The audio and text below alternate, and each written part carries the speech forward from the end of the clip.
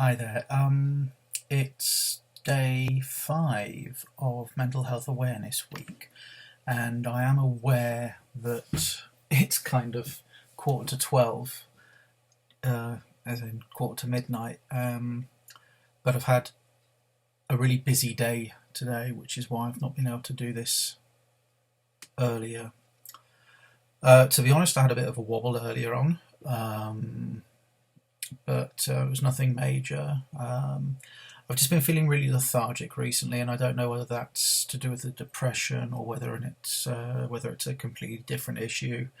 I am sleeping at night mostly. So anyway, today, because we're coming up to like the last 3 days, because it runs out on Sunday, Mental Health Awareness Week. Today, I wanted to talk about things that you can do to help somebody who's suffering with mental health issues.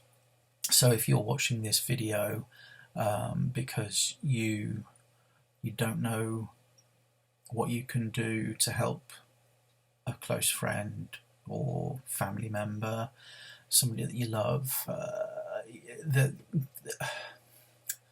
all I can do is kind of talk from my perspective as a sufferer, kind of what I need. I know in the first couple of videos I have kind of talked about this, but I thought if I focus on this today, it might help. So first and foremost is be patient. Person with mental health, myself, I struggle to make decisions. I struggle to kind of make an informed decision. What do I actually want to do? I don't know. What's your heart telling you? I don't know. So you just got to be patient and don't bombard with questions saying, well, do you want this? Do you want that? Do you want to do the other? Just say, just be patient and kind of stay friendly about it. Okay, well, when you've made your mind up, let me know. It's not a problem. Okay, don't make things to be a problem. Because the person's already feeling bad enough as it is already. So, yeah, be patient. Second thing, you can do things for them. Like make sure there's always got milk in the fridge, make sure they've got fresh bread. Not fresh, but not bread that's got green bits and blue bits growing out of it.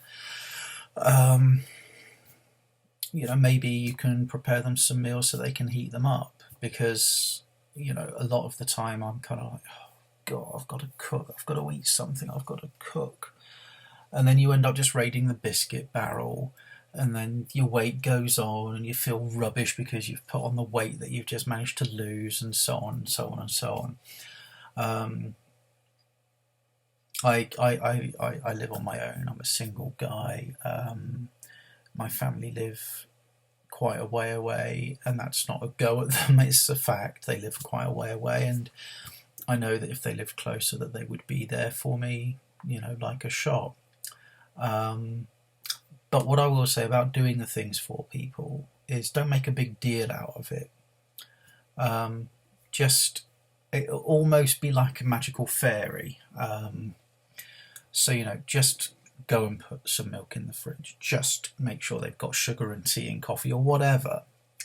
But don't kind of make a big announcement, because then what happens is the person starts to feel that they're not capable, and they're already feeling incapable of doing things as it is. So if you're able to kind of do stuff, I'm not saying be a secret squirrel about it. Okay, but don't just go, hello, I have just bought you 4 pints of milk, here you go. Hello, here are some eggs for you. It's just kind of, just get on with it, but don't make a big deal about it. And I think another thing is, oh God, there's a really amazing charity called Mind. And if you are in communication, or you do have a loved one that you're concerned about, maybe get the person that you're concerned about to send you a text with a a heart emoji and have a colour code, and mind use the following suggestion, like blue, I love you but I need to be alone. Amber, I can't talk but I do need some company. Red, I'm feeling really angry, I'm feeling really irritable, but it's not because of you. And black, I'm feeling vulnerable today. And that's something that I kind of read up on something before I did the presentation today. And here we have a diagram. I can tell that I'm starting to feel better because I'm starting to think more bizarrely, it's a long road to recovery. All right, I'm not saying, it's not like a light bulb where you turn it on and instantly you've got power and light. I know I'm getting better because I'm starting to think things kind of in a more abstract way, because that's kind of my way of thinking. Anyway, so yeah, that was one suggestion they came up with, was looking at the kind of the heart emojis. Because it's nice to know that people care and everything else, but you don't want to be bombarded with how are you every single day, because in the end you just kind of go, look, I'm fine, leave me alone, and then that sets a big snowball of people not wanting to communicate with you because you've just bitten the head off because they care. So yeah, that's a good way. The coloured emoji, heart emoji. The last thing I want to suggest is that if somebody with mental illness, depression, offers to help you with something, for example, if you're watering the plants, or you're doing some weeding, or washing the car, or whatever, anything at all, if they offer to help you, accept the help, right? Whether you need it or not, accept the help, because that's their way of kind of wanting to be in company.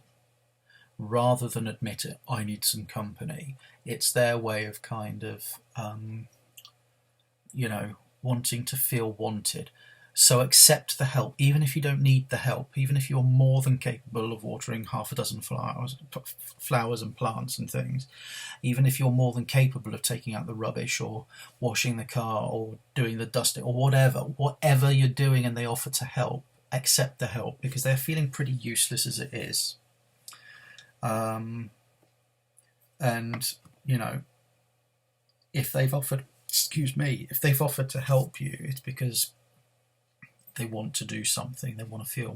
They need to feel wanted, they need to feel appreciated, and that's probably why I sometimes do take on too much, is because I need to feel wanted and appreciated. And don't be afraid to tell somebody that you need them, or that you appreciate them. There's nothing wrong with that at all. I know that was the last thing, but the final thing is just pop round for a cuppa. Just turn up out of the blue. Don't expect their house to be clean and tidy, because they probably don't even think about it and can't be bothered. But just pop round for a cuppa. I happen to be passing. That doesn't kind of work if you live in the middle of nowhere. You haven't got any neighbours for miles around. I just happen to be passing. Yeah, okay, but come on in anyway. So yeah, that's what I wanted to say today.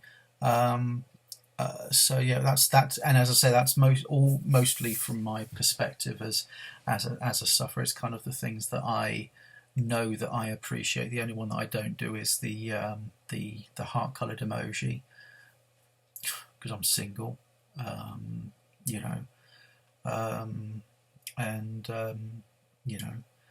not found the right person yet at 41 years old. It's really worrying. Anyway, that's enough. Speak to you tomorrow. Bye-bye.